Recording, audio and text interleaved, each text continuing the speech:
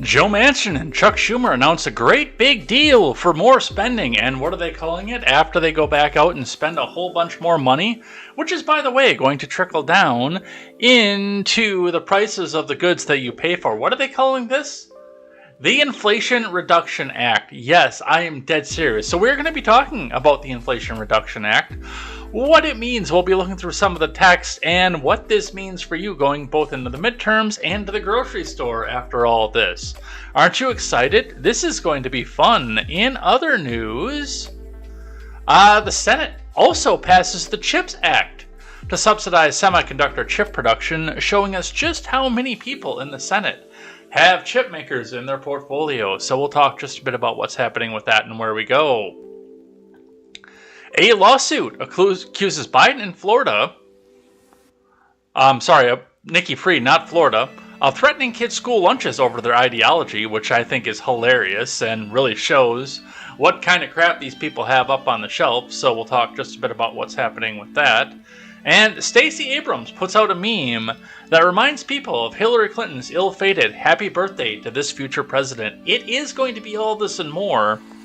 You're my favorite breakfast tacos. I am Jay Edgar, and this is Contemporary.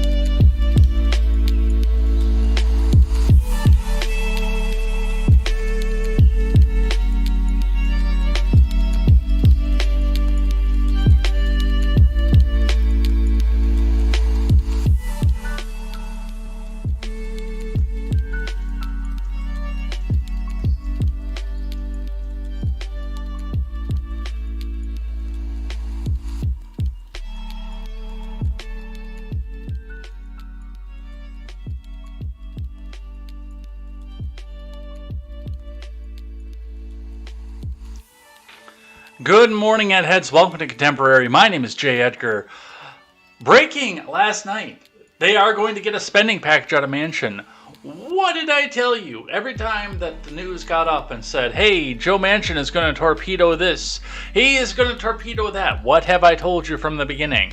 Yes, I think it's really cool that Manchin went out and torpedoed all of these more radical aspects of the Democrat agenda that they thought for sure they were going to get once they got Warnock back into the Senate.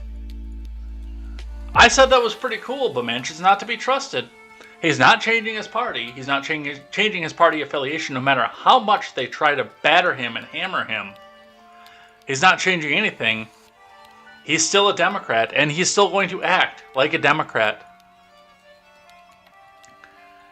I told you this right from the beginning, and here we are sitting with Manchin and Schumer coming together, and all the Dems are coming out taking a picture of, oh, they out Schumer, look at that, oh, they tricked him, they trapped him, these same people were calling for Manchin to be killed, literally, not that long ago. They blow with the wind, and it's whoever does their thing that they're going to come back out and do. And they're actually going to come back throughout the day and try to retcon and make you believe that they weren't against Manchin from the beginning. They have been against Manchin from the moment that he said that, no, he will not break the filibuster. No, the agenda is dead in its place. Oh, you want Build Back Better? Well, we're not going to go break budget reconciliation over this. It's too inflationary. Hey, guess what? We're getting it in anyway, but this time it's going to be under a new name. So we're going to spend probably the majority of the time today looking over that, but we'll look over finance, we'll look over Some of the other stuff that's going out here, the WEF is telling you to go back out and sell your car and own nothing and save the planet, and inflation, according to the NPR, is causing people to move closer to the cities, which if you do that, I'm sorry,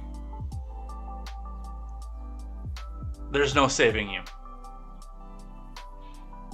If you move closer to the city for convenience, it's just going to burn you out even more. And you know how I know that? Because I did that when I was 18. And it sucked. I met a lot of cool people, had a lot of cool times in my 20s, but it just ripped me apart left and right. So now I'm trying to pick up some of the aftermath of that, but that's what we see off of that. But we've also got things that I like and a couple things that I hate, and it's going to be a full show. We've got some stuff left over from yesterday that actually fit very much better into this schedule as well. So I'd say let's get down into it, shall we?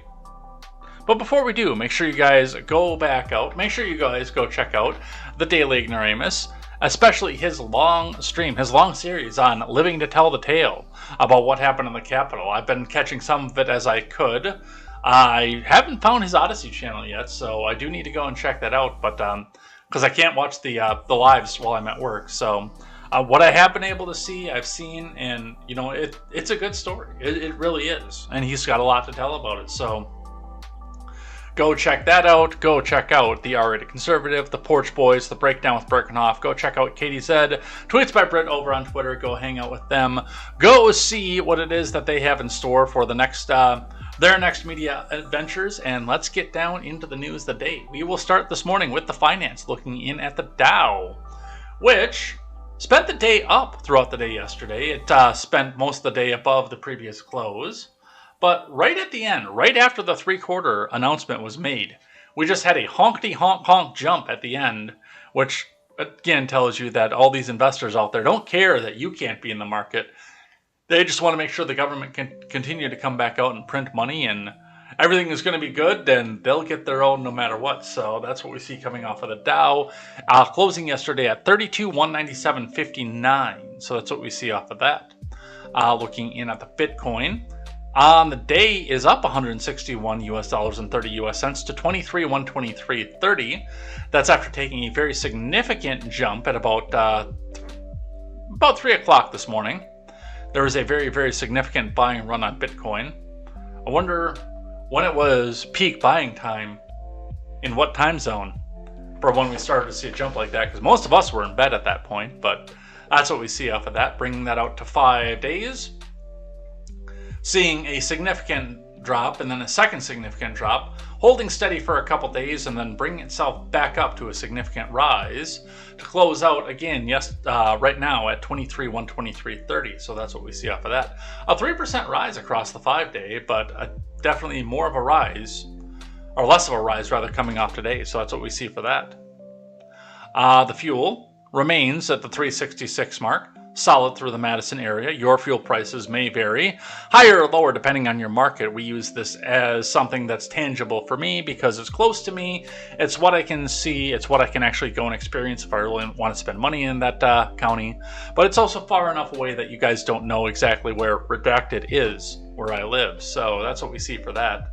Prices actually are a little bit higher down here as well, but that's a nice big market for us to look at here, and that's probably what we're going to see until the harvest hits in fall and until it starts to get cold in Europe. We'll be talking about that a little bit later. Let's see what IBD has to say. Dow futures fall on day 2 after advertisement comes in and cuts us off from what we're reading.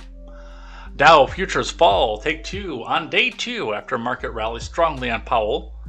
Hints of slower Fed rate hikes from Ed Carson.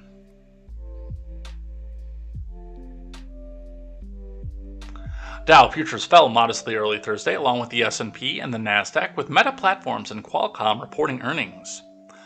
The stock market rally had big gains on Wednesday after the Federal Reserve hiked rates by 75 basis points for a second straight meeting. Fed Chief Jerome Powell signaled that policymakers are looking towards slowing the pace of tightening down the road, even as the economy remains stressed and inflation-focused. The major indices were modestly to strongly higher, fueled by their positive reactions to the earnings from Microsoft and Google parent Alphabet and Enphase Energy. Senator Manchin announced a deal with Chuck U. Schumer late on Wednesday on a reconciliation bill with tax, climate, and energy provisions. The deal, which could face a number of hurdles, includes a 15% minimum corporate tax rate, which means your prices are going up, just so you know. Drug price controls, Obamacare subsidy. No, it's not Obamacare. It is the ACA.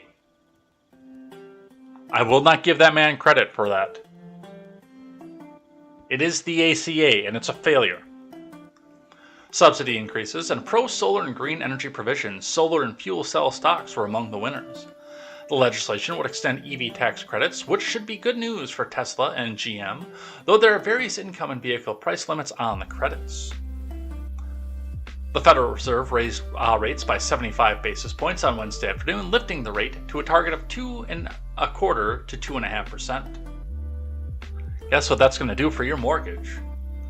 The central bank, well, not the one that you have, but the one that you want to take in the future. Let me reiterate that. The central bank slightly downgraded its view of the economy, noting that the spending and production have softened, but the jobs gains have been robust. Where? While inflation remains elevated. Fed Chief Powell, speaking after the Fed meeting, stressed the policymakers are strongly committed to bringing inflation down by keeping you, customer, out of the market. You, middle to lower class, out of the market. That's how they plan to keep all this down.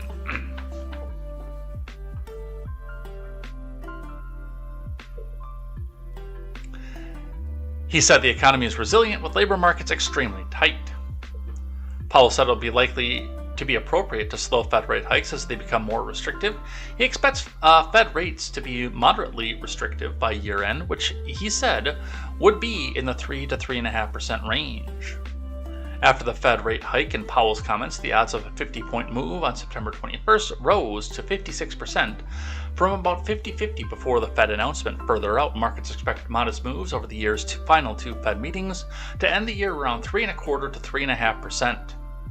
Bring your mortgage to 7%.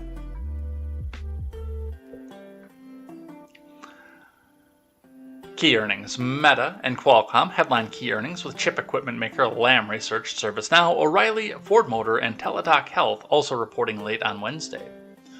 Meta retreated solidly after the Facebook parent missed on earnings, reported its first ever revenue decline, and guided low. Qualcomm fell modestly early Tuesday on weak revenue guidance. LRCX stock fell slightly after better than expected quarterly results. ServiceNow tumbled as the business software giant cut subscription revenue guidance after slightly beating Q2. Ford popped after easily beating views with a 423% EPS gain.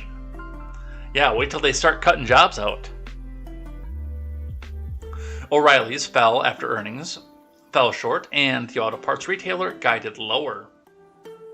I wonder if there's more inventory out there for people to go back out and buy new cars, and they don't have to go back out and try to fix what they have anymore. Teladoc plunged after the telemedicine specialist guided to the low end of the full-year targets. Teladoc reported a huge Q2 loss due to a big impairment charge, though revenue slightly beat. Meanwhile, Best Buy cut its full-year forecast, citing weaker consumer spending. Amid high inflation, Best Buy stock fell modestly. Early on Thursday, Merck, Pfizer, I think they make the deadly drug placebo, beat views, with Merck raising its full-year sales, and Pfizer lifting the low end of its EPS forecast. Merck stock, little changed early Thursday, has been trading near its 50-day line as it consolidated for the past 2 months. Pfizer, near a trend line entry, rose modestly. Guys, it's worse than we thought. The reports here, I'm seeing these right now, they show that Bill was given toxic levels of the deadly drug placebo. I think it's made by the Pfizer Corporation. Well, late Thursday, Apple and Amazon are on tap. Apple is modestly below its 200-day line after running up past its 50-day earlier this month. Amazon is also somewhere above its 50-day line. Spirit agreed to take over by JetBlue after ending its merger deal with Frontier last night. That comes after months of debate, as JetBlue offered substantially more, but Spirit worried about higher risk of antitrust rejection. JetBlue will pay $33.50 per Spirit Airlines share cash in the deal, which has a $7.6 billion enterprise value. Spirit Airlines holders will get $2.50 a share once they approve the merger, plus 10 cents a share, starting in January as the agreement goes through regulatory review. Spirit Airline rose 4% to $25.26. JetBlue climbed 2%. Frontier Group fell 1%.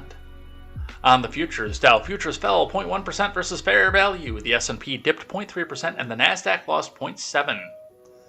Crude climbed more than 2%. Copper rose 1%. Now, we keep hearing crude oil rose 1%, 2%, 1%, 3%, 1%, 4%. Day after day.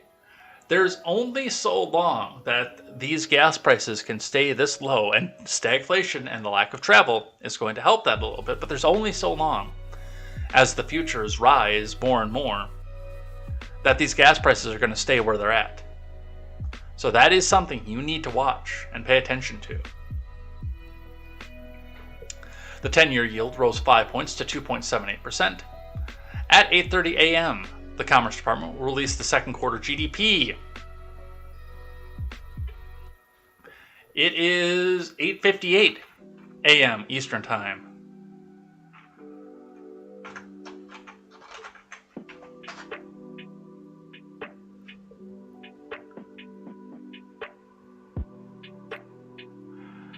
IBD.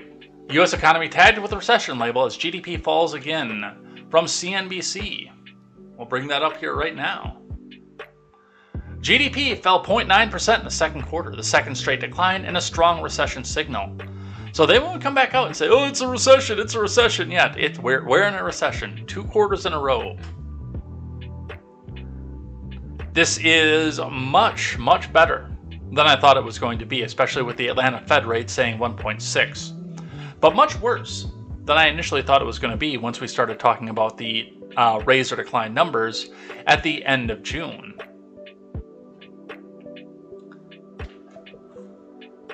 From Jeff Cox.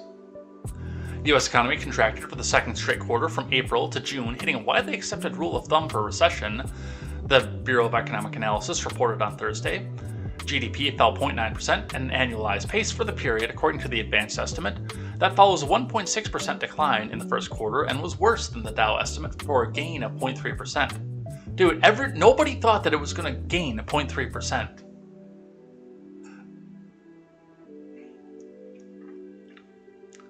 Officially, the National Bureau of Economic Research declares recessions and expansions, and it likely won't make a judgment on the period in question for months, if not longer. Why? And I've said this before, by the way. You know, your NBCs, even your IBDs, your Foxes are bending themselves into pretzels right now to not say we're in a recession. They're bending themselves into pretzels to redefine the definition of a recession. But you guys remember, all the way back, under the Trump admin, that was ancient history ago. All the way back then, if the Dow fell more than 0.1% intraday and stayed down for more than 2 hours under the Trump administration, we were in the next Great Depression. It was over. He wrecked the economy. He beat everything up. He's broken everything. You might as well just pack yourselves in the poorhouse because Donald Trump wrecked the economy. Vote for socialism because it's all wrecked. And now this, just to watch themselves twist themselves into these pretzels and say, it's not really a recession, don't worry. 0.9% down. Congratulations, you won a little bit. All right, let's grab one from the Associated Press.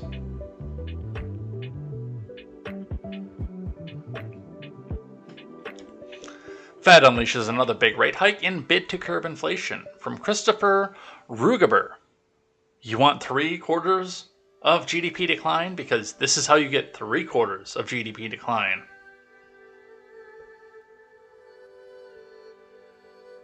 The Federal Reserve on Wednesday raised its benchmark interest rate by a hefty 3/4 for a second straight time in its most aggressive drive in more than 3 decades to tame high inflation. Guess what? The government still gets to print. Money printer go brrr.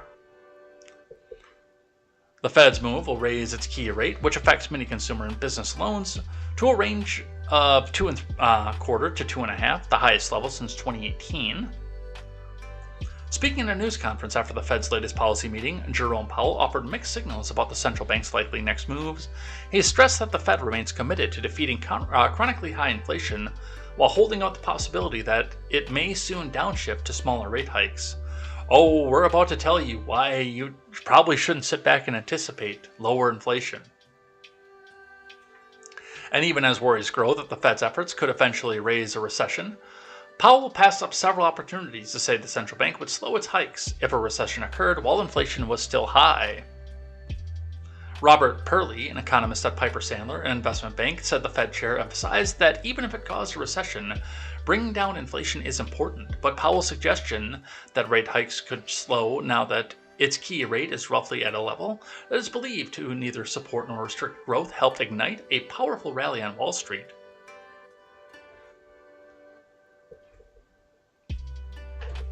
With the S&P stock market index surging 2.6%, the prospect of lower interest rates generally fuels stock market gains.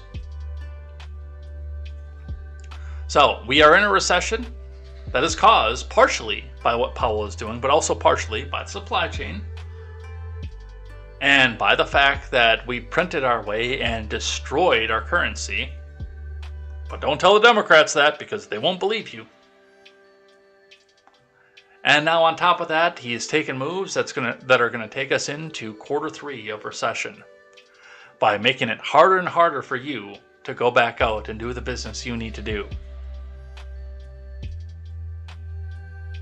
Are you ready? Well, we're not ready yet because there is an announcement that I do have to make after what we saw at the end of the show yesterday, because yesterday was premature. And it was pointed out to me in the chat that even though that he wasn't dead, he was in hospice. So he really wasn't doing well, as I had said that he was. Well, we didn't even make it 24 hours. From the Daily Wire, Tony Dow, 77, dead. 1 day after premature death announcement. From Brandon Dre. Tony Dow, 77, the Leave It to Beaver star, died on Wednesday, the day after his management team made a premature death announcement. Dow's management team made a statement on the actor's Facebook page confirming he died by his family's side on Wednesday morning. According to the page, his death was confirmed by his son. I wonder if he was dead when we were reading that article yesterday. We know that the world is collectively saddened by the loss of this incredible man, the statement reads. He gave so much to us all and was loved by so many.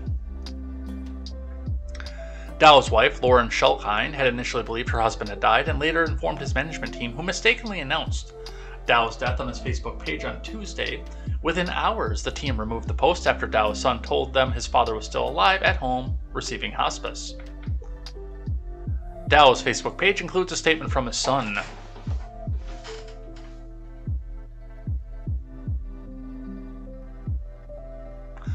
Although this is a very sad day, I have comfort and peace that he is in a better place, he said. He was the best dad anyone could ever ask for. He was my coach, my mentor, my voice of reason, my best friend, my best man in my wedding, and my hero. My wife said something powerful and shows the kind of man that he was, she said. Tony was such a kind man. He had such a huge heart, and I've never heard Tony say a bad or negative thing about anyone. The accidental announcement came just over 2 months after his wife, Lauren Schulkine, announced the return of his cancer on May 5th. So, we have lost a star of Leave It to Beaver, which, again, it does look like he was on his way out the door already. Unfortunately, they just didn't quite get the dates right. So, and yes, he actually may have already passed by the time we were reading about it yesterday. So, yeah, it's sad to see. And I hear about Leave It to Beaver all the time, and all I can think about is a joke. that one of my coworkers told me when I first moved out to the Madison area, who told me that in spite of its squeaky clean appearance and so much of the Republican-based pre-Trump at the time that wanted to bring us back into a Leave It to Beaver utopian ideal, but while still bombing brown kids over in the Middle East, the dirtiest statement on television probably came from Leave It to Beaver, and that is when June would come on the screen and say, "Now, don't you think you were a little hard on the Beaver last night?" So, Godspeed to Tony Dow. May your eternity be well. May you have made your peace. I don't know what you believe in, but I hope that Christ would have mercy on your soul, because that is what I believed in. All right. Let's go with CNN.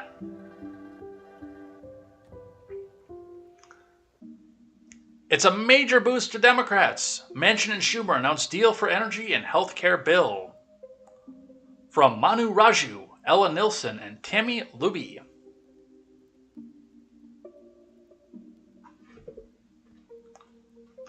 Senate Majority Leader Chuck U. Schumer and Senator Joe Manchin on Wednesday announced a deal on energy and healthcare bill, representing a breakthrough after more than a year of negotiations that have collapsed time and again. But it will face furious GOP opposition. Now, mind you, our friends over on the left, over on the Twitter side, will tell you, there's nothing the GOP can do. We will ram this through. We will spend and spend and spend until we win every part of the midterms. It is over. You have lost. There's nothing they can do.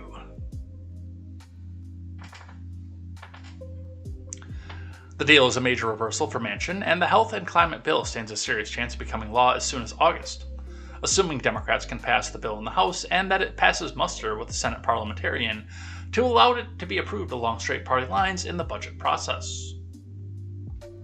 While Manchin scuttled President Biden's Build Back Better bill, the final deal includes a number of provisions that moderate from West Virginia had privately scoffed at, representing a significant reversal from earlier this month that includes provisions addressing the climate crisis. The agreement contains a number of Democrats' goals. While many details have not been disclosed, the measure would invest $369 billion, with a B, into energy and climate change programs, which means kickbacks for Schumer, with the goal of reducing carbon emissions by 40% in 2030, according to a one-page fact sheet. For the first time, Medicare would be empowered to negotiate the prices of certain medications. And it would cap out-of-pocket costs at $2,000 for those enrolled in Medicare drug plans. It would also extend expiring enhanced subsidies for the ACA coverage for 3 years. All that costs money out of your pocket. The announcement comes at a crucial time for Congress, as the Senate is a little over a week away from starting a month-long recess, when many Democrats will campaign for re-election. The news also came several hours after the Senate passed a separate bill to invest $52 billion in U.S. manufacturing of semiconductors, sending it to the House to consider as soon as this week. Guess where that money's coming from?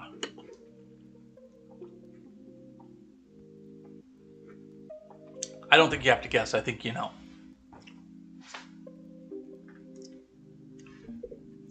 Manchin's support is notable given his stance earlier this month that he unequivocally wouldn't support the climate or tax provisions of the Democratic economic package, which appeared to torpedo any hopes Democrats had of passing legislation to fight climate change in the near future. I already asked somebody over on Twitter, how much? Give me a number. Give me a number of what it's going to cost to change the weather so that your Dem politician that you voted for can lie to you and say they saved the climate for now. How much? Give me a number.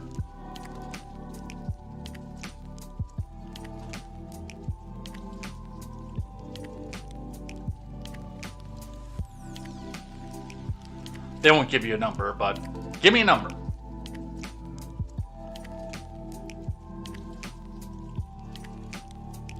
But Schumer and Manchin have been in revived talks since July 18th and locked down a deal on Wednesday, according to a source familiar with the matter. Manchin had thrown cold water on doing tax and energy provisions as part of the deal, but ultimately agreed to it. The White House has signed off on the deal, Biden said in a statement. The deal still faces multiple hurdles before it can make Biden's desk, including a parliamentarian and having to pass both chambers of Congress, where practically any Democrat could sideline it or delay passage. In a statement, Schumer's office said the bill would reduce U.S. carbon emissions by roughly 40% by 2030. Clean energy tax credits would drive the majority of those emissions reductions, a Democratic aide said.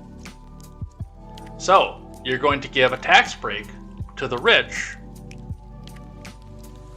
for doing something that his poor counterpart can't afford.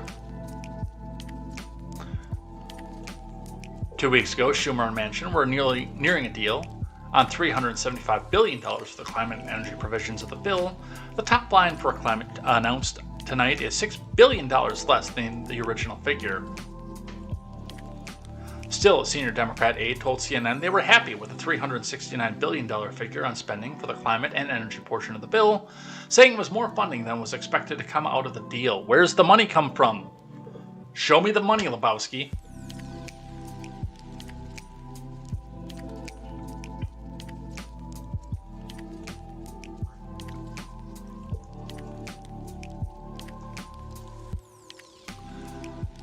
Tax credits for EVs made it into the deal. According to Senate Democrat aides, EV tax credits will continue at the current levels, up to $4,000 for a used EV and $7,500 for a new EV. However, there will be a lower income threshold for people who can use the tax credits, a key demand for Manchin. Manchin had been staunchly opposed to EV tax credits throughout negotiations. Yeah, but now his state gets to sell and pump a whole bunch more coal.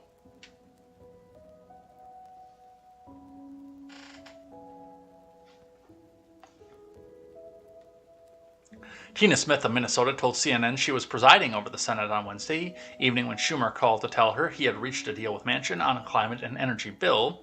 As Smith was presiding, her phone kept ringing off the hook with an unlisted number, which was Schumer calling. Finally, she answered it.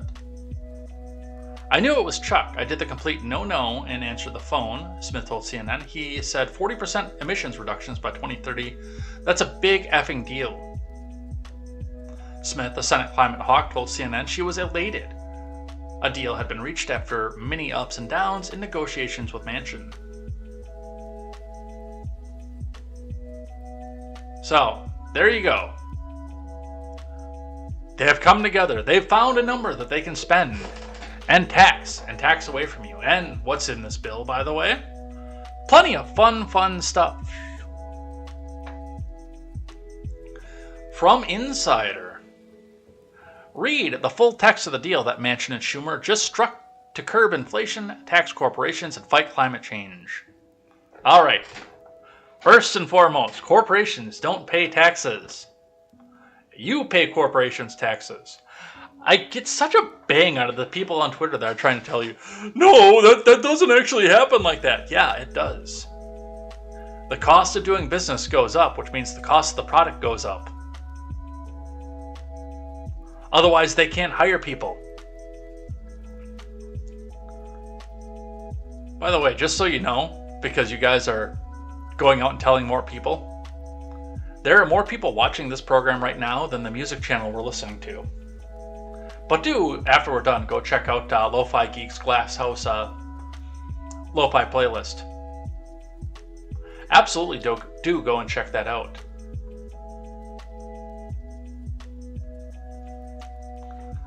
This is from Taylor Simone Mitchell and Joseph Zabalos-Roig.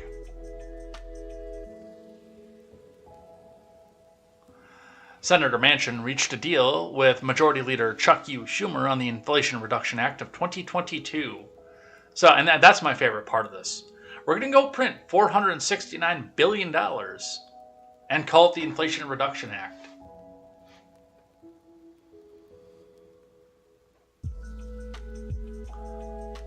It's kind of like when they go out and say, we're going to title this bill the Save the Puppies Act.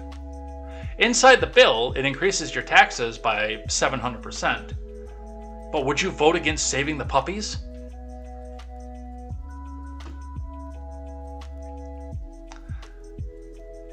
A summary of the deal says it will make a historic down payment to help the economy and fight climate change, which means that it's getting laundered through corporations. Full text of the bill was dropped on Wednesday night. Manchin, a West Virginia Democrat, helped thwart President Biden's efforts to establish an expansive Build Back Better plan aimed at climate, economic, and healthcare progress. The deal that Manchin and Schumer struck is a skinnier version of Biden's original plan. Because of course it is. Because everybody and their brother knew that that's what it was going to be. Everybody knew that was going to be a skinnier version. That was common knowledge.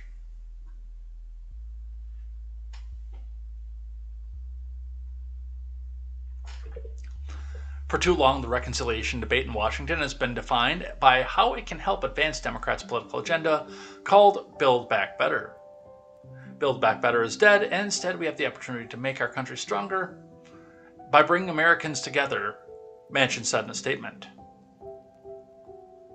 Senior Democrats intend to pay for the deal through a 15% corporate minimum tax, IRS tax enforcement, we'll be talking about that in just a moment, and closing a loophole that benefits wealthy investors. So, 15% corporate minimum tax. Meaning that all of your products go up another 15%. IRS tax enforcement, which we'll be talking about with Greg Price, which means that you, the customer, the taxpayer, will be subject to more audits, especially if you have political views that don't align with the Democrats.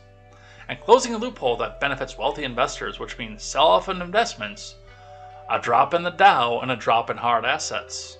Because who else goes out and buys the assets from wealthy investors?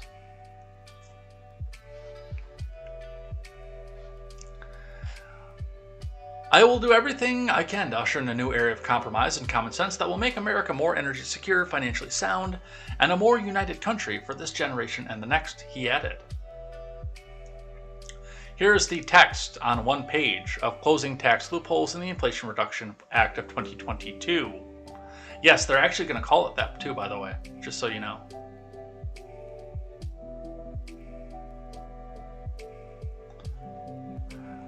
Senate Democrats are submitting a tax revenue proposal to the Senate parliamentarian for inclusion and reconciliation that would raise approximately $450 billion, citation please, to pay for deficit reduction, clean energy, and climate investments. The proposal's two main components would rebuild the IRS. I just got a chill down my spine. I don't know why. Well, let me try where we're at. The proposal's two main components would rebuild the IRS. There it happened again.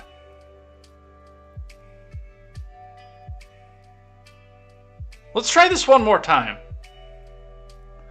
The proposal's two main components would rebuild the IRS. Why does that keep happening? Why do those words scare me so much?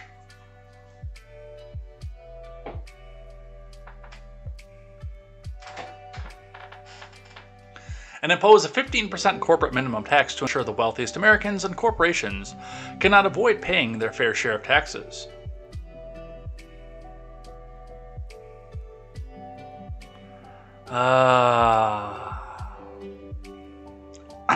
Anyway, what is the fair share? Give me a number. What is their fair share of taxes? By investing $80 billion over the next 10 years for tax enforcement and compliance, the CBO estimates the IRS will collect $203 billion. Additionally, the proposal would impose a 15% domestic tax on the approximately 200 largest corporations that currently pay less than the corporate tax rate. This provision will raise $313 billion, which again means your prices are going up. Every year, hardworking American families pay their taxes on time, while wealthy millionaires and billionaires avoid paying the taxes they owe to the federal government.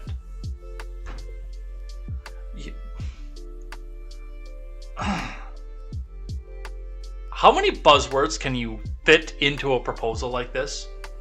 How many lies, first and foremost? The IRS needs resources to tackle this challenge, to go and audit you.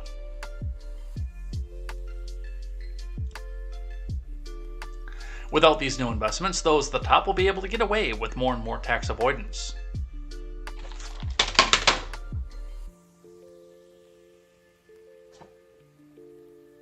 And the worst part is their stupid followers actually believe this.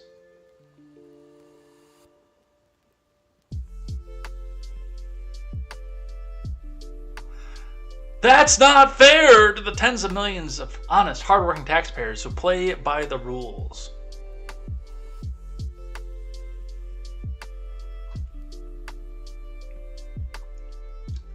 According to recent polling, nearly 3/4 of Americans believe the IRS should conduct more tax audits of large corporations and millionaires. And yet, who's going to get more audits? The easy targets.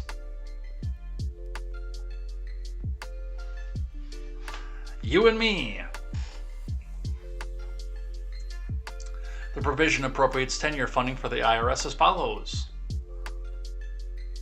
$3,181,500,000 for taxpayer services.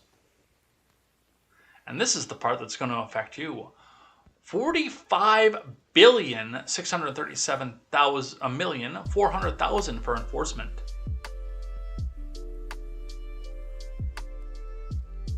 $25 billion with a B. $25,326,400,000 for operation support, and $4,750,700,000 for business systems modernization.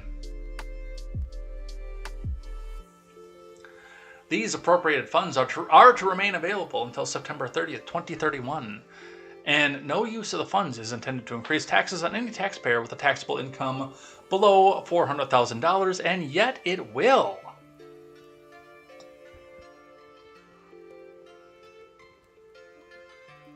The provision also provides $15 million of funds for the IRS to prepare and deliver a report to Congress on the cost of developing and running a free direct e-file tax return system. So you can get it wrong and then go get audited. I'm going to back up on this for just a moment. Now, most of you know I am trying to put money aside to go and buy a great big piece of property. I rent currently. So I have one of the simplest, the dead simplest tax returns in the world. I give my Twitch statement, my PayPal statement, and my W-2 to a lady in Illinois who used to have an office in Kenosha. I say, this is what's happening, this is what we're doing. She asks me a couple questions. She comes out and says, usually, typically, you owe the government $50. You're getting a big return back from the state, which I always ask, why am I overpaying to the state? And you owe the government $50. Which is weird, because this past year I actually got a fairly significant return back from the federal government as well.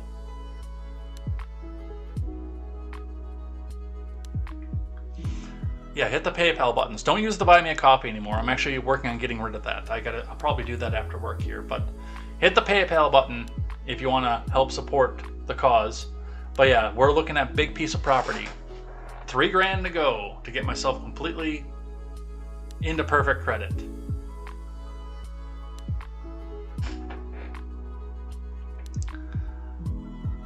Now, the reason that I'm saying that is that I have the, where was I going with that?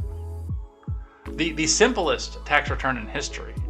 And I would never in a million years use a free direct e-file tax return system, especially if it was designed and put into operation by the US government.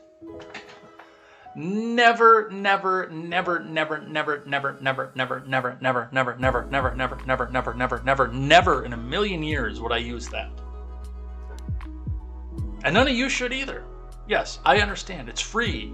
It's the government. It's their own paperwork. Here's the problem. I have certain political opinions, which means I am a target for being audited. The people in the IRS know that I have certain political opinions, especially about taxation in and of itself, which means I am subject to audit anytime they want. The woman who does my taxes is bonded. I am not.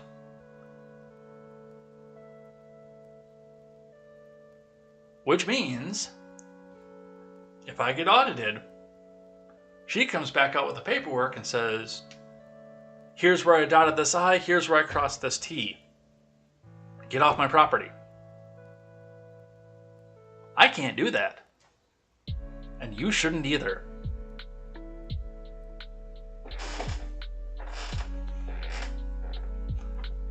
And the fact that the government wants to make an audit factory for the people who are too poor to do it, to go get it done by somebody. That's what they're building off of this. This is an audit factory, especially if they're adding this big number right here, $45 billion for enforcement. And then also giving the opportunity to screw up on an e-file tax return system.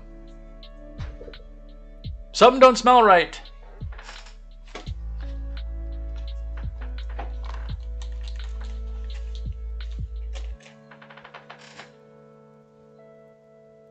And then, of course, the 15% corporate minimum tax rate, which means that your products and goods are going up 15%.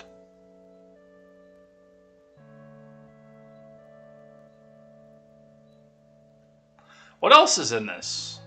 Energy and climate. The New Deal.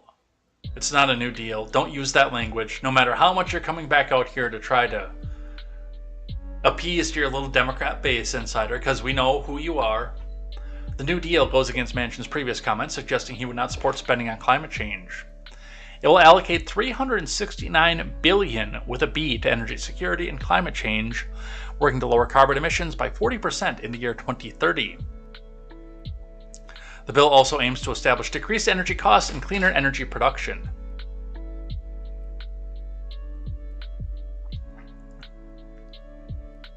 This is a 4-page one, so we're actually not going to go through this. And the ACA extension, $64 billion, will be focused on the extension of the ACA, also known as Obamacare, for an additional 3 years. Plus, they're going to go on a prescription drug reform. And if you really want to, I will put the archive link here because you can, as we saw, you can still get the links for the PDFs off the archive link. Here is the Insider article, and we'll put this in the Discord right away too, with the full 725-page bill. Now, I don't know if you guys know how bills work in Washington, but a 725-page bill has more than the 8 pages that we just looked at above us in this Insider article. Let me go put this in the Discord too if you guys want to do that. By the way, go back always and check the Discord because I do put handy information like this in there.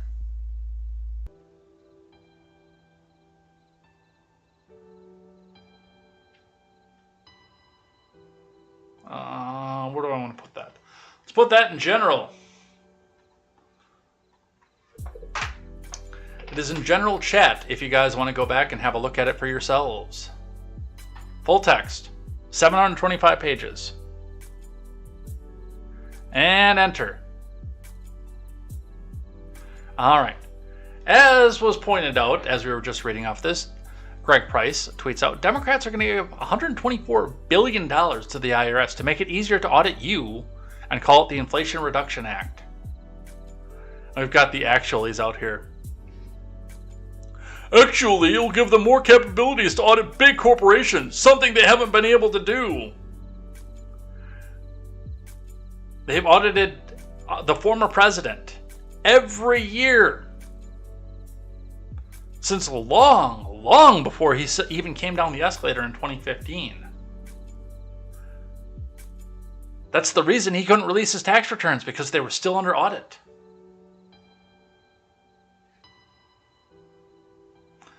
Saints Alive says the IRS audited me 2021 and took a $4,000 dependent child tax credit away, disallowing it for my severely disabled daughter.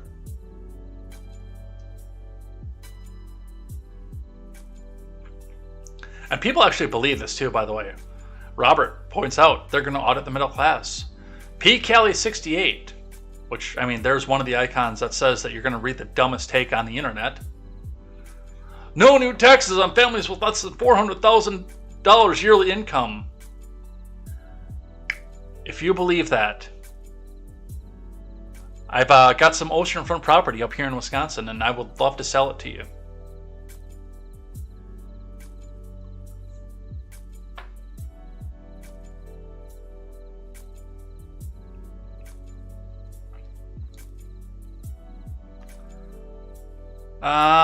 We've looked over the details on the climate change, so we're going to skip over this one. Some of the cope coming off of this from Newsweek. How Kyrsten Sinema could deal a blow to Manchin Schumer inflation bill, from Jake Thomas.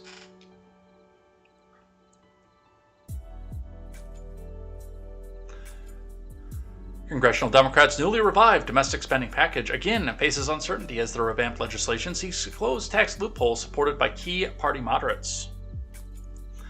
Joe Manchin on Wednesday said he had struck a deal with Chuck U. Schumer on New York on a bill that includes money for healthcare and climate change. The West Virginia moderate has been a key holdout as the bill was slimmed down during months of negotiations, but Democrats' tight margins in Congress means that Kyrsten Sinema and a group of House moderates could sink the bill to preserve tax provisions that critics say favor wealthy households, and yet still saved me $1,000 tax burden every year since 2017.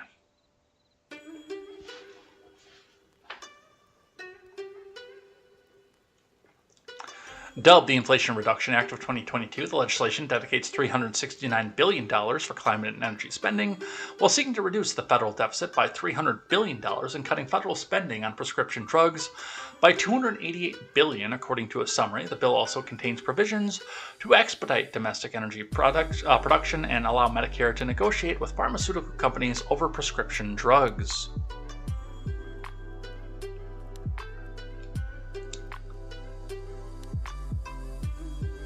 Manchin and Schumer said in the statement the investments will be fully paid for by closing tax loopholes on wealthy individuals and corporations. Yeah, we heard that about the pork barrel spending bill that we call the infrastructure bill. That is also driving our inflation right now.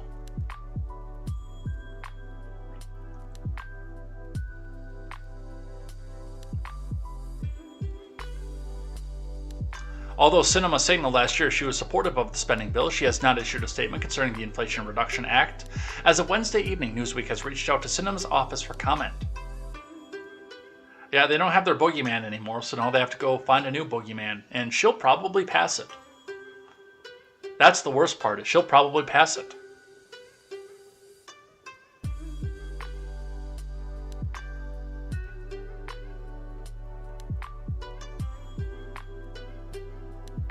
All right, the WEF has advice for you. Are you guys ready? Are you ready to do whatever the WEF tells you to do? From Breitbart, World Economic Forum, ditch your car and save the planet. No! From Simon Kent. Is your car really necessary? The WEF doesn't think so. It's published a paper that calls for an end to wasteful private car ownership. You will own nothing and you will like it. In favor of communal sharing to lessen global demands for precious metals and fossil fuels. The unelected elites in Geneva argue too many people own private vehicles for the planet's good. Most are barely driven, and a universal model that will take consumers from owning to using their cars is the way forward. You will own nothing and you will like it.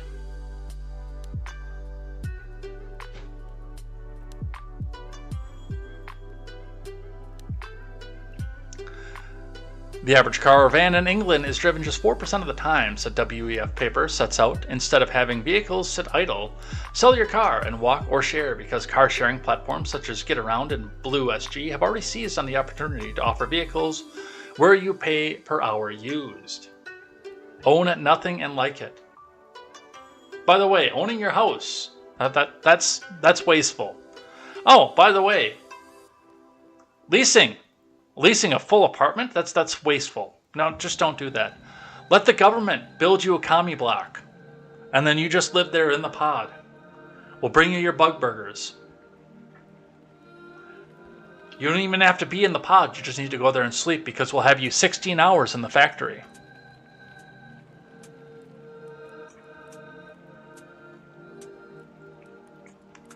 But that's the WEF for you. Where did they even come from? I don't even remember hearing about the WEF prior to Biden being inaugurated.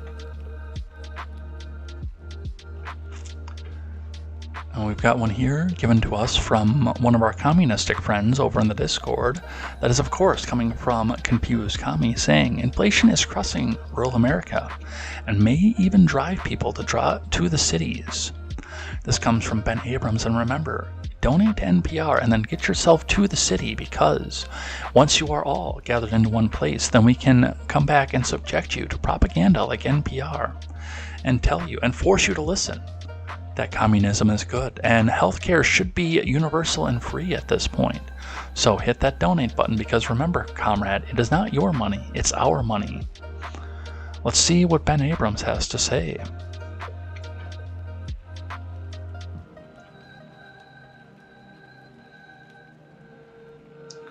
Inflation is crushing rural America and driving some people to consider moving closer to cities in an effort to ease the financial stress, according to the latest analysis from one expert. Iowa State University professor Dave Peters has been studying the effect of inflation on people in rural communities as part of the school's small town project. He found that this year alone, expenses for rural America had increased by 9.2%, but their earnings had only increased by 2.6%. And Peters has pinpointed where it's hurting most. Mainly fuel prices, particularly among the farmer and agricultural community, he said. They really are worried about the price of gas and diesel. You ever start to wonder if some of this is planned? Oh, hey, well, you can't afford your gas and diesel? Just move closer to the city. Everything will be fine. It's all fine. Everything is fine.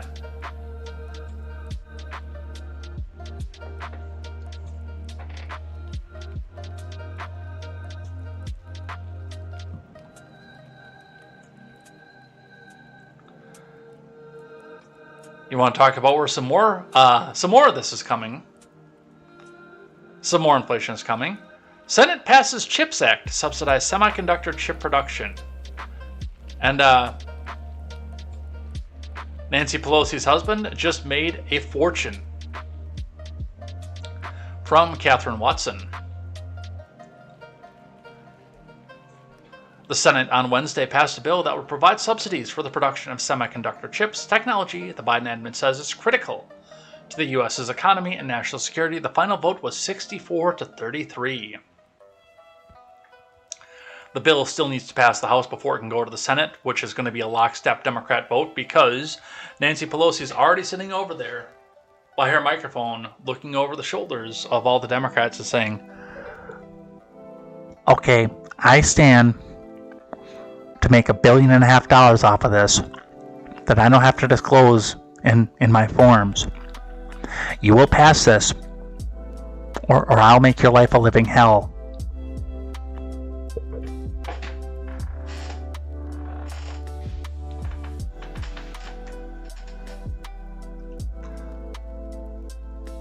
I'm guessing 64 senators have chips in their portfolios.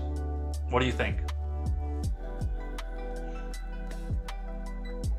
Democrats hope to pass the legislation through both chambers before the August recess. The House passed a similar bill to support semiconductor chip production earlier this year, but Democrats have since negotiated further to reach an agreement that could pass both chambers and get a whole bunch of other people in Congress really, really rich.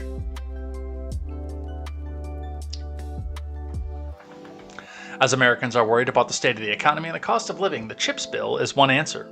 It will accelerate manufacturing of semiconductors in America and make Nancy Pelosi really, really rich, lowering prices on everything from cars to dishwasher.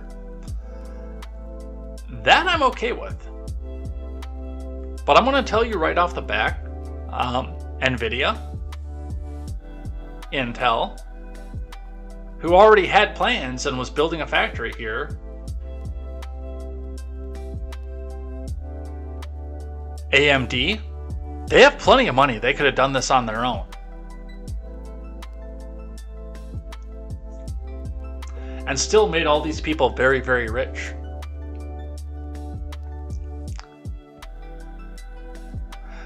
It will accelerate the manufacturing of semiconductors in America, lowering prices on everything from cars to dishwashers.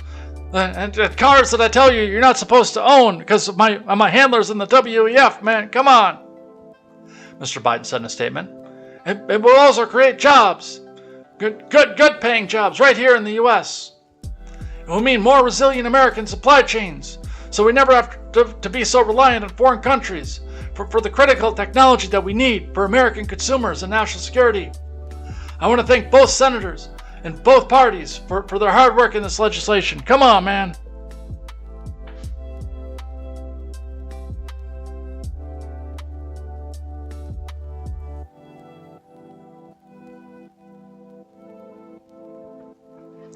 The CHIPS for America Act, short for the Creating Helpful Incentives to Produce Semiconductors for America Act, would designate $52 billion in subsidies off of your back and offer an investment tax credit to encourage semiconductor companies to boost manufacturing in the U.S.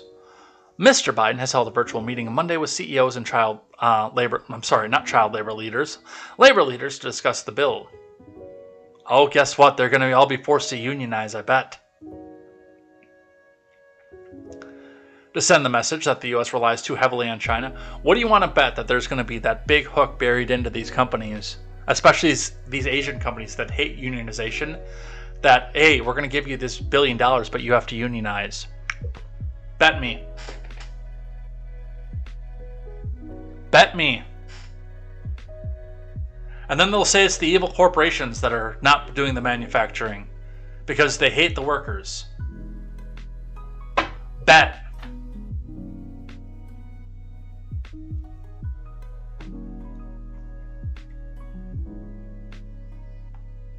The president wants to sign the bill as soon as possible. At the time, the president also made this case that increasing semiconductor production here at home will help fight inflation.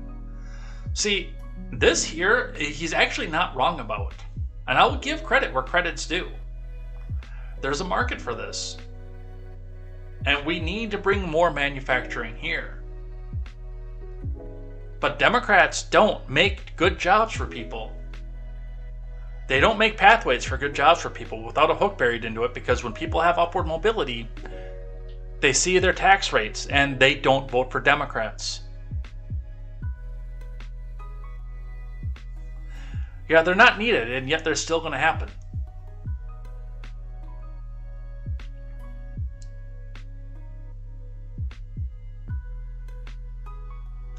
I have never seen a single instance in 38 years of Democrats looking for a way to give upward mobility to people. Because the more people that are on the government dole, the better off that they do in elections.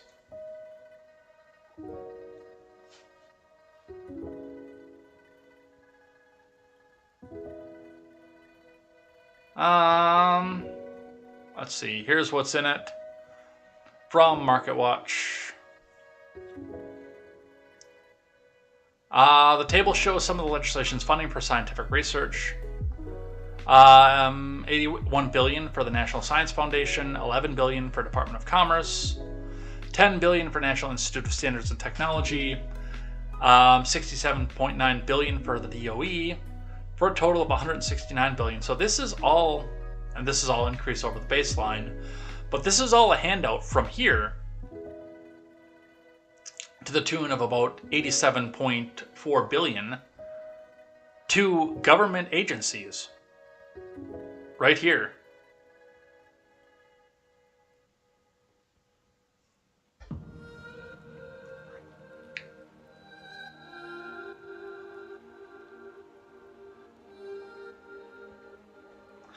This is a bold action needed to counter investments and innovation made by our foreign competitors, including China, and will help us reclaim America's global leadership in innovation, the statement said from TechNet, which lobbies for the tech industry. But some senators still panned the measure, with Chuck Grassley of Iowa tweeting that he saw eye to eye with Bernie Sanders. Bernie and I almost never agree, but he's right about the so-called CHIPS bill, Grassley said on Twitter. It's just a huge government handout to massively already profitable companies. There it is! And again, like I said and like Randy said, these companies have the money. They can make this here and make it profitable without the government help. They're being bribed by the government to come back out and get tax subsidies, which, as billion-dollar companies, usually they'd be demonized for.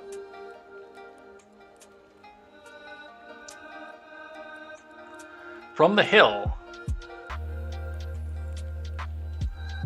the White House says Biden will make a decision on student loans. Speaking of inflation, from Alex Gangitano.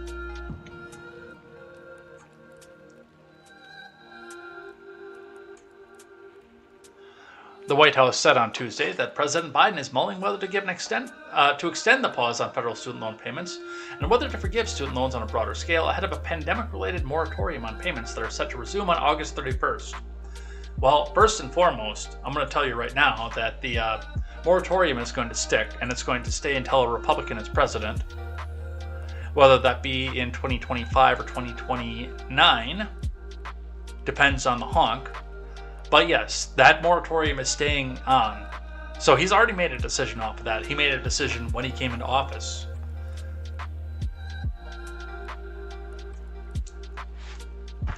He'll make the decision. Token Diversity Hire said. I'll let him speak. She noted that Biden told reporters last week that the end of August is his timeline for making a decision. Biden in April extended the pandemic moratorium on federal student loan payments and interest accrual through August. That is going through 2025. I can tell you that right now, off the bat.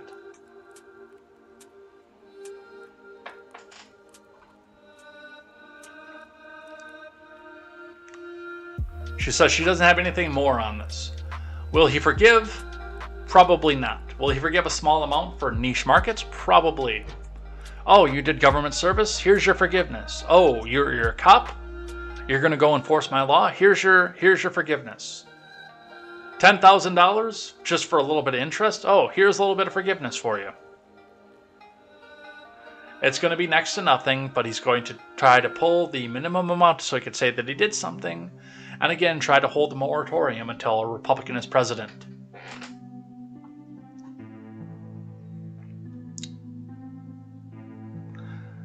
You want to talk about more inflation? Democrats introduce bill to fund abortions around the world with foreign aid.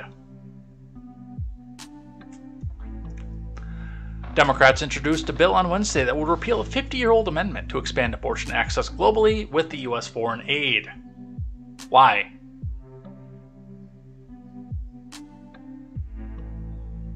You can't even come together and pull a bill together to codify or outlaw, if you're a Republican, the barbaric practice in this country. Why are we focusing on putting money into other parts of the world right now?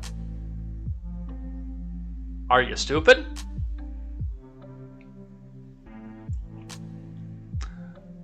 Cory Booker put in his angry eyes, Mr. Potato Head, and presented the Abortion is Healthcare Everywhere Act, which marks the first ever legislation to repeal the Helms Amendment enacted in 1973.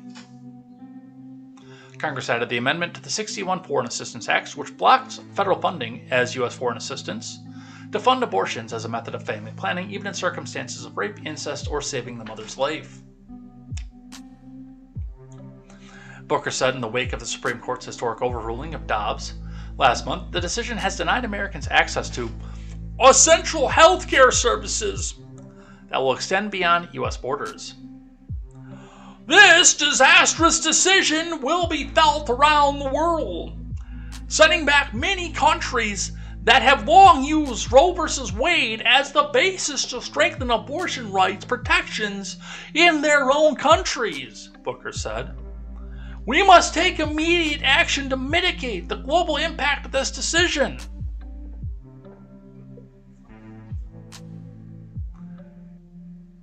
At some point, Shatner's got to come down and have a conversation with Booker and say, dude, Tone down the overacting.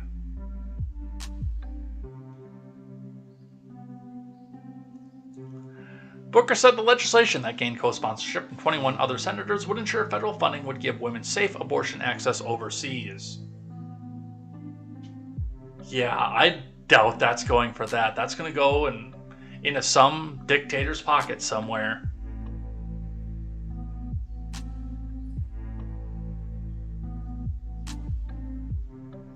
But people believe this crap. From the Blaze. Even Chuck Todd. Chuck Todd isn't buying Janet Yellen's latest redefinition of recession. You know when Chuck Todd has to ask a follow-up question, you really stepped in it. From Blaze TV staff. Here's Treasury Secretary Janet Yellen, and I love showing clips of her because a few months back she had hope that we weren't going into recession. I'd like someone who's doing something about it in charge of the Treasury, but she had hope, which it's always good to have hope. You got to have hope, right? I do expect inflation to remain high, although I very much hope that it will be coming down now. I've seen Shawshank Redemption. Hope is good. Hope is a special thing. We all know it. Very, very lemon-heady. Anyway, here's Yellen. There is a ton of data coming out this week. It's probably a fun week for an economist because we're going to have consumer confidence survey, the second quarter GDP numbers. We got the inflation numbers for June. Which is the indicator? What's the number you're most focused on that will give you a better indication of where this economy is headed? Well, I look at all the data, and GDP will be closely watched. A common definition of recession is 2 negative quarters of GDP growth, or at least that's something that's been true in past recessions. When we've seen that, there has usually been a recession. And many economists expect second quarter GDP to be negative. First quarter GDP was negative. So we could see that happen, and that will be closely watched. But I do want to emphasize what a recession really means is a broad-based contraction in the economy. And even if that number is negative, we are not in a recession now. And I would warn that we should be not characterizing that as a recession. I understand that, but you're splitting hairs. I mean, if the technical definition is 2 quarters of contraction, you're saying that's not a recession? That's not the No? That's not the technical definition. There's an organization called the National Bureau of Economic Research that looks at a broad range of data in deciding whether or not there is a recession. And most of the data that they look at right now continues to be strong. I would be amazed if the NBER would declare this period to be a recession, even if it happens to have 2 quarters of negative growth. We've got a very strong labor market. When you're creating almost 400,000 jobs a month, that is not a recession. Yes. Yeah, it is. And you're not creating 400,000 jobs a month, no matter how much you're coming back out here and trying to gaslight the American people. Say you are.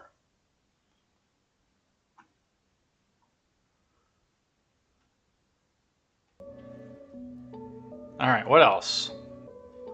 Here's something else that's probably going to drive some of our economic woes as we go forward. Germany calls for lower consumption as Nord Stream turns off gas tap further. From Reuters, no author given. Gas flows through Nord Stream 1 fell to a fifth of the pipeline's capacity on Wednesday, prompting Germany's network regulators to issue another plea to households and industry to save gas and avoid rationing. The cut in flows comes 2 days after the pipeline's majority owner, Gazprom, flagged further reductions in deliveries, the latest painful blow to Europe's top economy, which still largely depends on the fuel. Klaus Mueller. Why are so many people over there named Klaus? Head of Germany's, I am going to butcher this name, Bundesnetzagentur regulator said Germany could still avoid a gas shortage that that would require it to trigger the next phase of an emergency plan that would prompt rationing.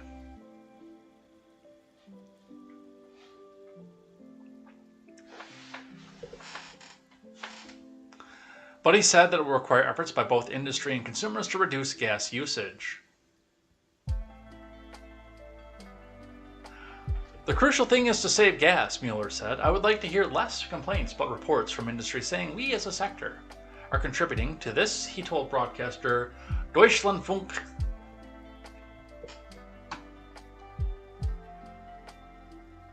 We want the funk. Gotta have that funk. Gas grid operator KTZed said the 1.28 million cubic meters per hour, or about 20% of Nord Stream's maximum capacity, has been transported by Nord Stream 1 in accordance with nominations since 0800 CET. So, Europe is telling you, just don't deal with how cold you are. Don't heat up your meals. Use electricity if you have to. Don't use gas.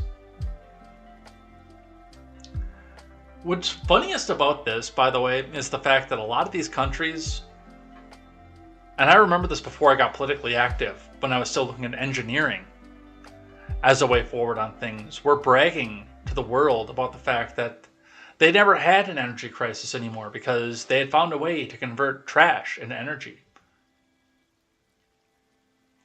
And they were so good at it. They were so amazing at it. They never had to worry about energy again, and they were exporting energy. And they had to import trash just so they could keep doing it.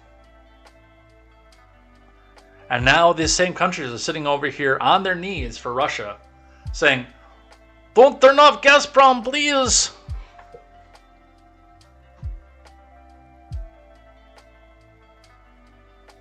From the New York Post. TPUSA issues cease and desist to ABC News over defamatory statements on The View, from Brian Flood. TPUSA issued a scathing cease and desist letter to ABC on Tuesday, calling for the Disney-owned company to retract their defamatory statements made earlier this week on The View or face legal action. The false statements of fact intentionally made during The View's July 25th segment were unquestionably harmful to TPUSA's reputation and brought the organization and its student affiliates into disrepute with the public, potential donors, current and future business partners, posing a significant financial loss to the organization, the letter said. Fox News Digital obtained the letter addressed to ABC News, New York Bureau Chief Joshua Hoyos, and ABC Assistant Chief Counsel Ian Roseberg, which accuses The View of making false, derogatory, and defamatory statements about its recent Student Action Summit. ABC did not immediately respond to a request for comment. On Monday, the daytime Cluckfest kicked off its program discussing the TPUSA Student Action Summit that occurred last week in Tampa. The View co-hosts mocked the elaborate event for taking a page from WWE simply because of special effects inaccurately portray the group as being officially tied to the GOP, and Joy Behar criticized the group because neo-Nazi protesters were outside the venue. Neo-Nazis were out in front of the conference with anti-Semitic slurs, you know? The Nazi swastika on the picture of a so-called Jewish person with exaggerated features, just like Goebbels did during the Third Reich. It's the same thing, right out of that same playbook, Behar said. Which I think Behar and Whoopi and all them believe that they can get away with saying whatever they want about these people because nobody watches them. She then said that Florida Governor Ron DeSantis did nothing but failed to mention a Republican governor attended the event before the day before the neo-Nazis appeared. Later in the program, The View read an on-air legal disclaimer to inform viewers that Turning Point USA condemned the neo-Nazis, protesters that had nothing to do with the organization.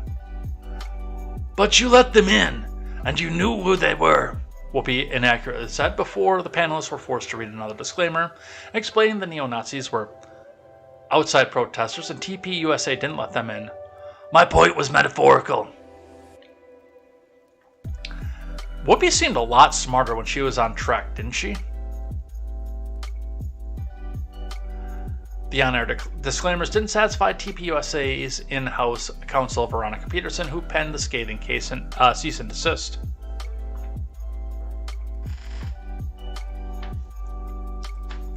The View host intentionally and falsely associated TPUSA with neo-Nazi protesters outside the event, placing TPUSA in a denigrating and false light and negatively impacting its public perception. Such action will not be tolerated, the letter said. Specifically, the View host insidiously and cavalierly stated that TPUSA let neo-Nazis in to its SAS event, metaphorically embarrassed them, and that neo-Nazis were in the mix of people. The assertion that TPUSA is complicit or affiliated in any way with neo-Nazi protesters outside the event is outlandish, false, defamatory, and disgraceful, the letter continued. Even after Ms. Haynes reluctantly read the TPUSA statement that it condemns the group of neo-Nazis and that the group had nothing to do with TPUSA, its event, or its student attendees, Ms. Goldberg continued the false tirade against TPUSA, asserting that somehow the organization and its attendees were complicit and or associated with the outside protest. Well, see, we hear all that, and now we get this from the Post-Millennial yesterday.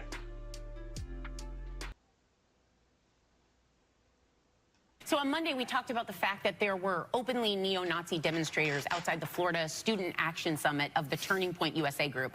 We want to make clear that these demonstrators were gathered outside the event and that they were not invited or endorsed by Turning Point USA. A Turning Point USA spokesman said the group, quote, 100% condemns those ideologies, and said Turning Point USA security tried to remove the neo-Nazis from the area but could not because they were on public property. Also, Turning Point USA wanted us to clarify that this was a Turning Point USA summit and not a Republican Party event. So we apologize for anything we said that may have been unclear on these points. So on Monday, we talked about the fact that there were openly neo-Nazi... Please don't sue us.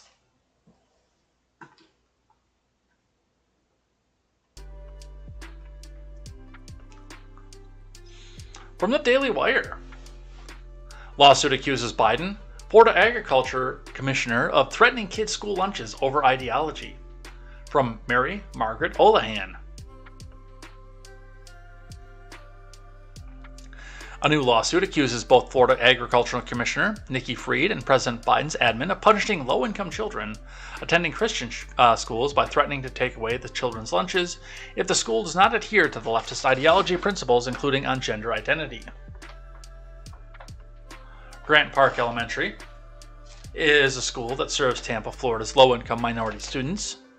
Sorry, not elementary, Christian Academy. These students benefit from free meals from the school's lunch program, perhaps the only food they eat all day, says the lawsuit. Filed by the Alliance Defending Freedom on behalf of Faith Action Ministry Alliance and Grant Park Christian Academy. But under the new Title IX interpretations on gender identity, Grant Park Christian Academy may no longer be able to feed these children. That choice that they're giving us is either to comply with the ideology and alter the course of our operations and to violate our own core principles and beliefs, or lose out on the nutrition for the children, lose out on the meals, Pastor Alfred Johnson, the founder of the Faith Action Ministry Alliance, said in a Wednesday phone interview with the Daily Wire.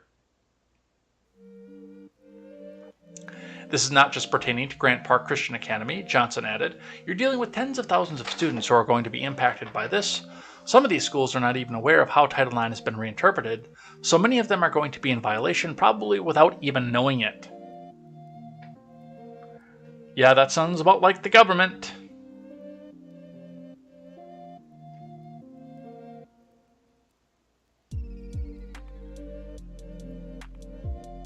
Yeah, you caught that too, Randy, huh?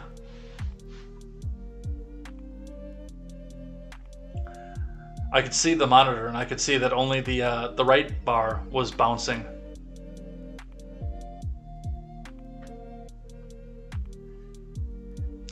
The lawsuit was filed in the U.S. District Court for the Middle District of Florida against the Biden admin and Fried, the state's agriculture commissioner running for governor. The U.S. Department of Agriculture, Food and Nutrition Services has promised that it will interpret the prohibition on discrimination based on sex found in Title IX of the Education Amendments of 1972 to include discrimination based on sexual orientation and gender identity. This would mean that schools that do not allow biological males in girls' sports, girls' locker rooms, or girls' restrooms would be considered to be discriminating against students based on their sexual orientation or gender identity.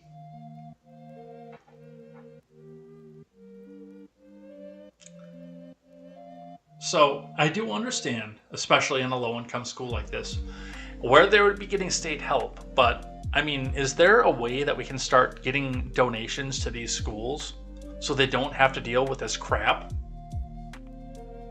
Like, if they didn't have to depend on the Department of Agriculture to get their meals, if there was another way, can we find another way somehow? We should do a fundraising drive for this school. We really should. Producer Pepe, find notes about that. He never talks back. From The Blaze.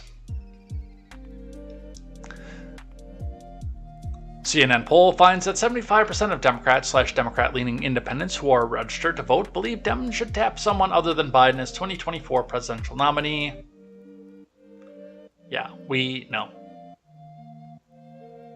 Nobody likes this dude. That's why they're spending so much time to distance themselves from him from the midterms.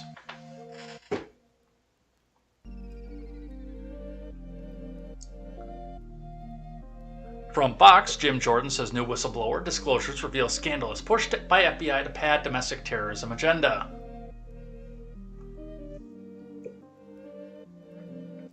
From Kelly Lako. The top Republican on the House Judiciary says new whistleblower disclosures allege FBI officials are pressuring agents to reclassify cases as domestic violent extremism in order to appease the Biden admin's push to focus on these cases. Jim Jordan sent a letter to FBI Director Wray after he says a brave whistleblower came forward with information about disturbing conduct at the agency.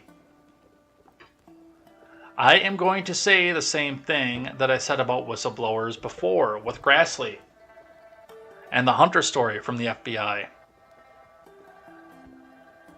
I can't just go on sources say.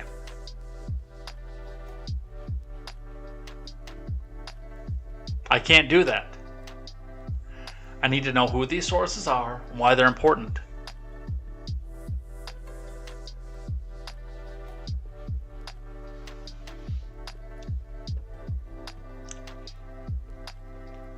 But yes, as of right now, we have just a sources say and a suspicion that this is happening in the FBI.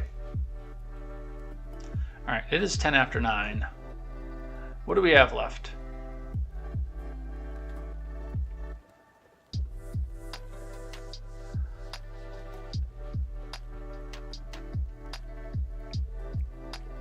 So we've got thing I like and a couple things that I hate at the end here.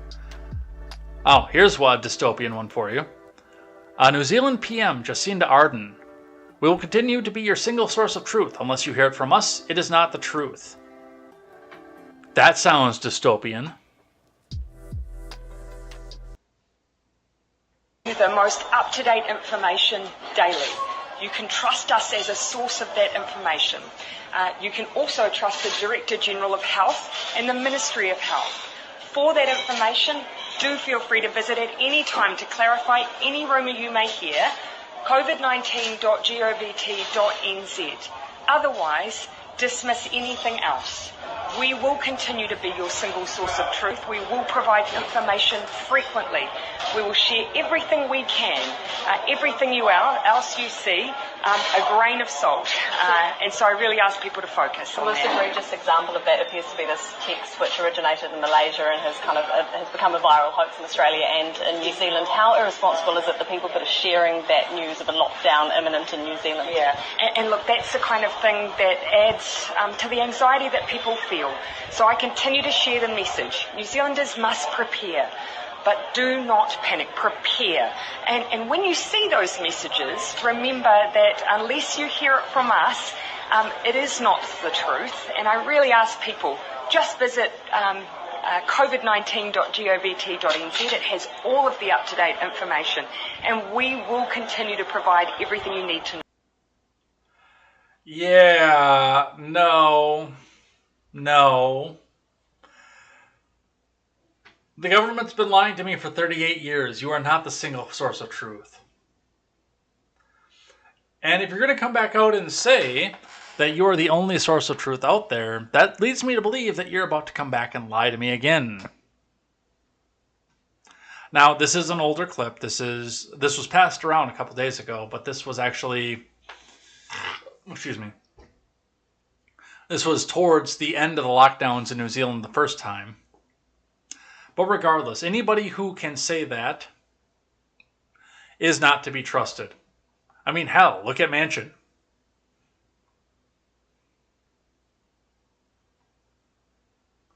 All right, and the last one we will do before Thing I Like and Thing That I Hate today comes to us from The Blaze. And you guys have seen the Little Miss and Mr. memes that have been going around. Miss Anxious, Miss Happy, Mr. Sad, Mr. Muddle, things like that. But they've been taking them and giving them more modern ideas. Basically, girls identifying as whatever they want to identify as on Twitter. Or Instagram, or whatever else. They're using these old characters from our childhood to represent themselves because their gender identity isn't working anymore. Well, Stacey Abrams took the meme to a different level off of this. From The Blaze, Stacey Abrams posts future governor meme, and people are comparing it to Hillary Clinton's notorious happy birthday to this future president post from 2016. From Alex Nitzberg.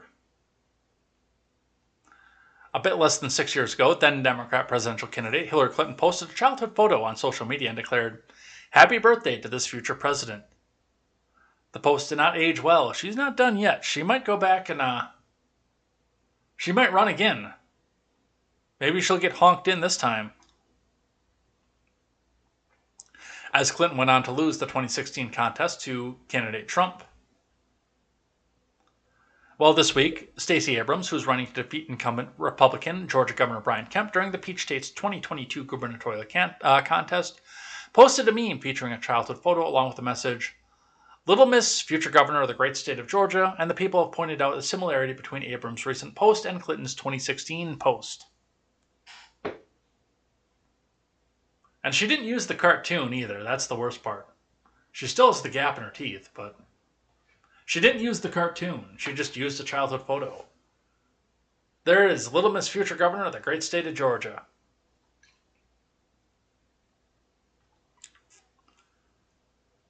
Same vibe, same result, Eric Erickson tweeted.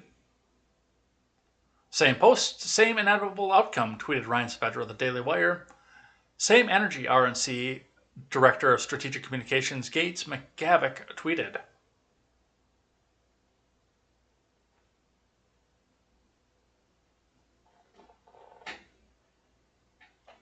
Commenting about Abrams' meme, X-Strategies digital strategist Logan Hall tweeted Hillary 2.0.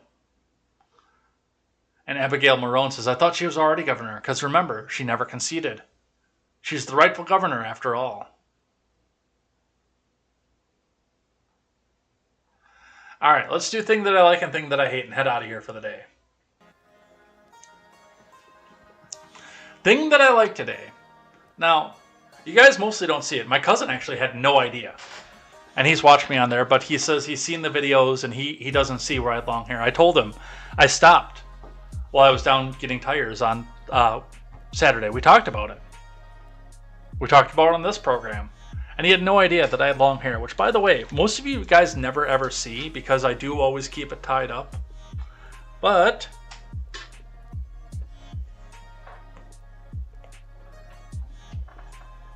and this is where we're at right now. 10 inches in the ponytail is what we need for a donation, but this is where we're at right now. But this story from The Blaze kind of goes along the same idea, which is why I chose it for today and Thing That I Like. From The Blaze, son grows out hair for over 2 years to create wig for his mom, who lost her hair after radiation treatment.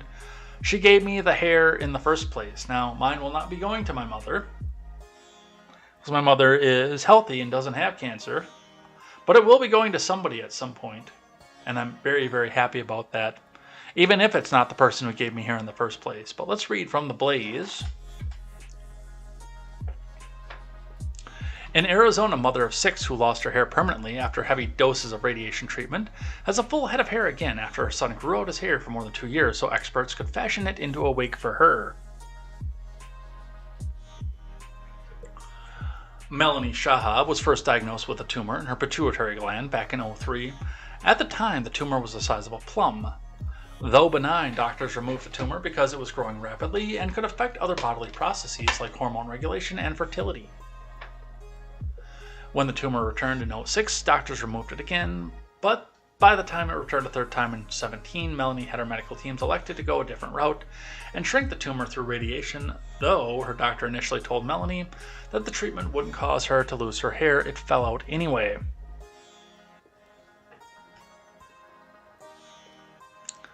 About 3 months after radiation, all my hair started to fall out, which I didn't know would happen, she said. And the doctors said it would come back. Not having your hair, you stick out like a sore thumb, and well-meaning people can say things that break your heart, she added. I don't mind being sick, I don't mind looking sick, I'd rather blend in and not stand out at the store. And that's when her son Matt stepped in during the family lunch one day in 2018. Matt, now 27, made an offhand joke. Why don't I grow my hair to make a wig for you? Matt asked his mom rhetorically. Though he said it in jest, the idea stuck, and soon Matt began planning to grow out his hair to give a gift to his mom. He couldn't begin the process immediately, because he was still attending Brigham Young University, a school with a strict grooming code for men and women. However, the shutdown of 2020 meant that Matt would attend classes remotely and could begin letting his hair grow long. It's really weird, I almost never wear my hair down. In March of 22, more than 2 years after he began growing it out, Matt's hair was finally 12 inches long, the minimum length for a wig. Depends on where you donate to, because where I donate to, actually it's 8, but I'm going to go with 10. The family then contacted Compassionate Care in California, a business which creates wigs using donated hair. The company hand-delivered Melanie the wig in June. After a team of stylists adjusted their hair to suit her, both Melanie and Matt say they couldn't be happier with the results. Wow, that actually does look really good too.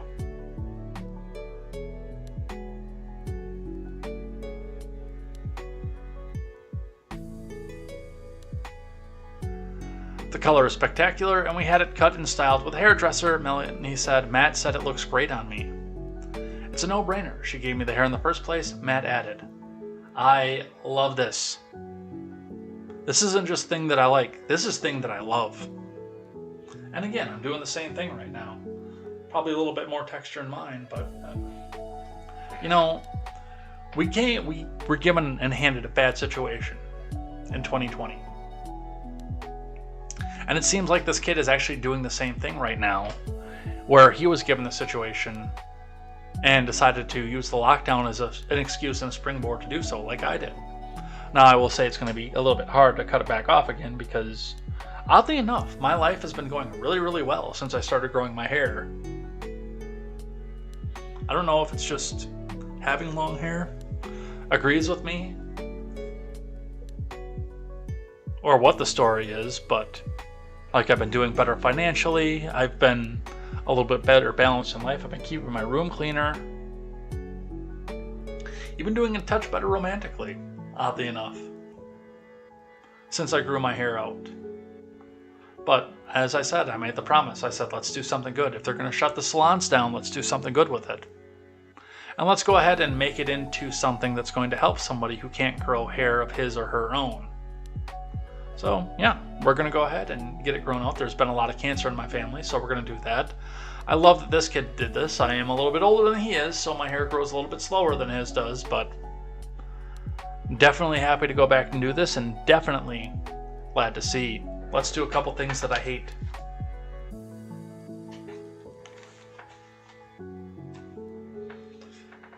Oh, I'm already understanding why I never wear my hair down when I have my headphones on. Alright, thing that I hate number 1. Libs of TikTok strikes again. Finding people giving the worst takes humanly possible. Libs of TikTok. White women like black men because they can control and have power over them, unlike with white men.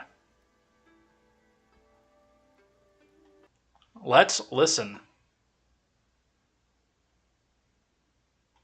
White women love black men because of the power dynamic, because white women have never had any power over men in their lives. Because obviously all the white men in their lives...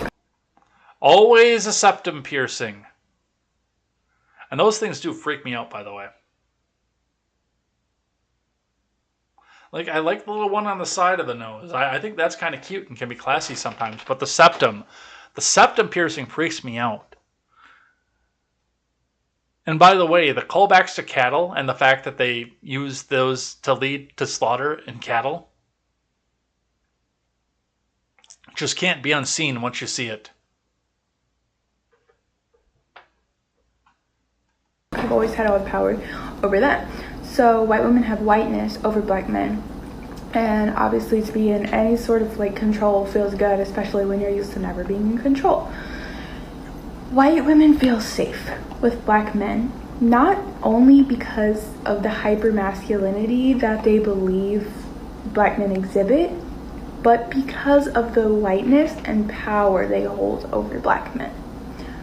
This is why also white women can still be racist and be with black men. And be like conservative white women will be like married to a black man. And this is why white women love their black sons and hate their black daughters. Black sons give you access to the patriarchy. They give you power, whereas black daughters don't. Wait, I want to go over that last part because that last part just completely discredits everything that she said before that. And this is why white women love their black sons and hate their black daughters. Black sons give you access to the patriarchy. They give you power, whereas black daughters don't. So they love the black men that they raise from their loins because of the power that they get, but they love the black men that put the black men inside their loins because of the power they have over them. What?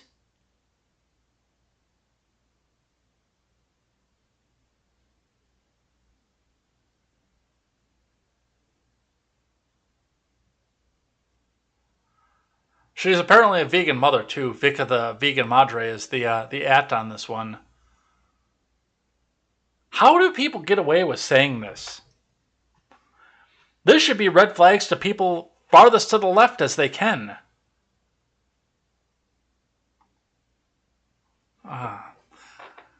Oh, is my friend Midget B out here? Because I hope that he's ready to have a discussion over this one. I'm going to put this in the Discord and tag him in this.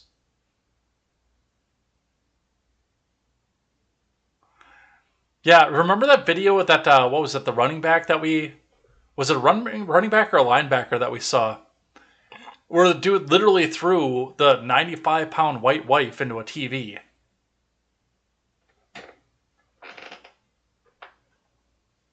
All right, thing that I hate, number 2. And I hate this because I actually said, I might go out and sign up for Hulu because they're taking a stand. They're not going to put the political bullcrap out there. And I was watching Mazo Minx's New Vegas stream last night. If you guys are on Twitch and haven't seen Mazo Minx, and you want to find a place that is non-political, that is the place to go. And I said that to her last night too. I said, I come here when I'm done with what I'm doing because this is one of the most regularly non-political streams that's out there. I sit back and analyze news and politics every day, every morning. And all the stuff that I do on the back end that you guys don't see on top of it. Organizing articles, reading, learning laws, looking at polls, looking at the Dow. Even when I'm at work, I still have political messaging going through my mind at some point, either redigesting a news article that I read, trying to figure out what a law is, or anything else like that. It is constant for me. And I told Mazo Minx last night that I like her stream because when there's a point or I want to step away from the political fray, turn the brain off, and not deal with politics, I don't have it anywhere anymore. I don't have it in the NFL anymore. I don't have it on most TV programs anymore.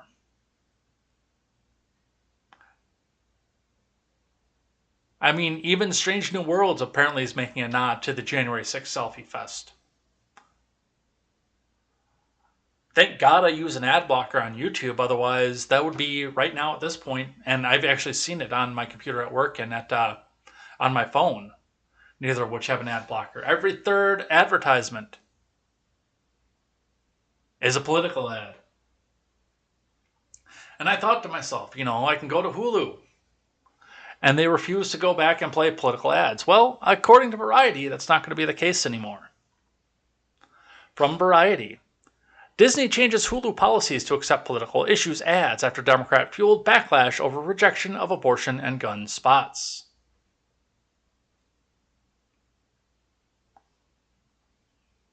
From Todd Spangler, Hulu will now start accepting ads for political issues, according to Disney, a move that comes after Democrats lambasted Hulu for rejecting ads calling out the GOP on abortion and gun issues. I don't care. They could come back and run a spate and a slate of pro-Republican ads, and I still wouldn't want to watch them. When I step away from the computer and I don't want to do politics anymore, I don't want it anywhere.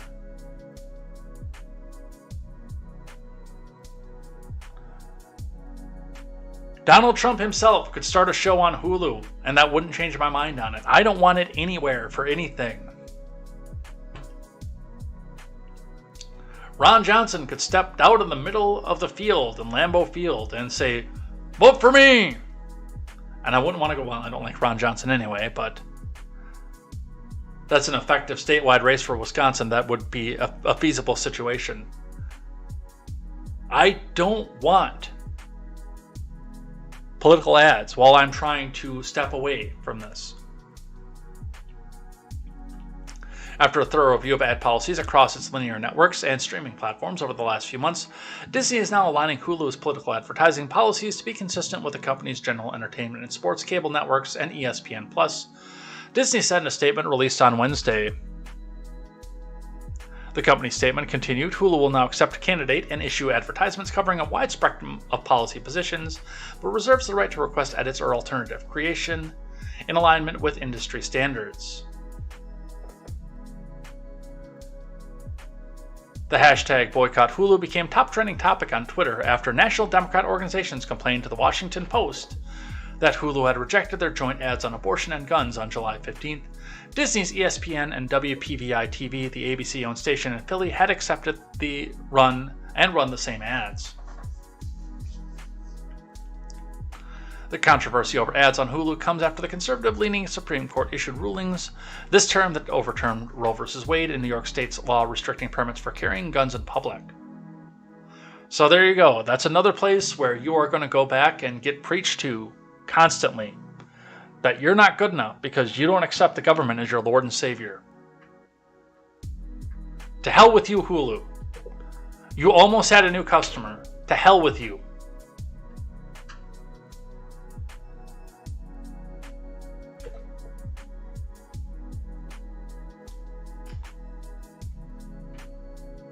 Disney has told marketers that for the ad-supported tier of Disney Plus, set to launch in late 2022, it won't accept political ads, nor will it run ads for alcohol or rival streamers.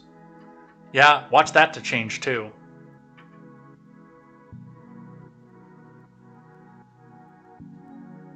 Man, does this make me want to not watch Disney Plus anymore, even though I don't pay for that. My sister does. And she does it because of small children. This just wants me to get as far away from Disney as I possibly can. This is disgusting.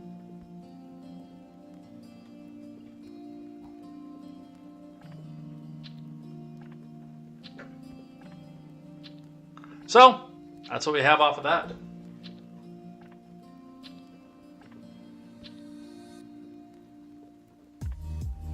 I do dig this playlist.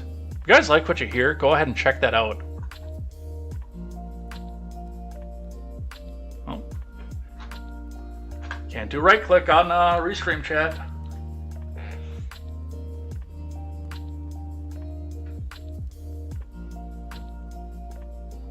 So, yeah. Now I'm completely black-pilled. My hair's a mess too, by the way, from having the headphones behind it. And the humidity's doing crap to it too. I have naturally curly hair. That's what made it so hard to grow the first time and making it just as hard to grow the second time. Because it gets everywhere.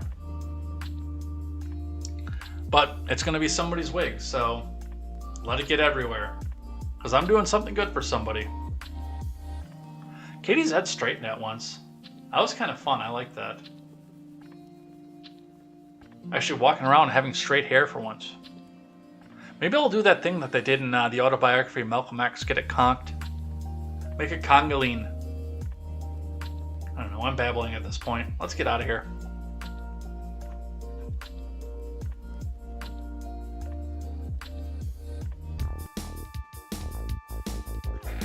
So, with that, we're done. We're out of here. Thanks everybody who came by and chatted in the live chat, everybody who came and hung out with us, everybody who talked in the live chat, and everybody who was here lurking as well. Looks like we had a few of those.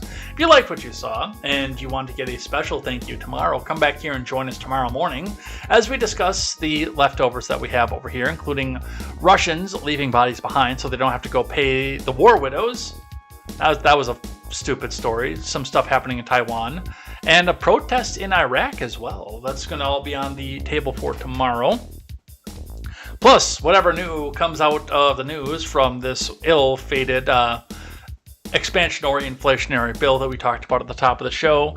And we'll also be checking in and reading the live chat for the week. That's right. I have the names written in the notebook here. I will read all of these names out tomorrow on the show and say, hey, thanks for watching, and thanks for at least putting a message in so I know that you are here. And we'll go over some of your live chats tomorrow and see what it is that you guys have to say about the news as well. So I'm looking forward to that. Always love that part of the program. I do want to grow this channel, but I am always afraid a little bit of the fact that we're going to grow to a point where I'm not going to be able to do that anymore. And it's going to be lame, because that's one of my favorite parts of the show. But with that, we're going to head out of here. Thanks everybody who came by, chatted, hung out, and we will see you here tomorrow with more contemporary, more news, and more headlines. And until then, I am Jay Edgar, and this is Contemporary. Take care.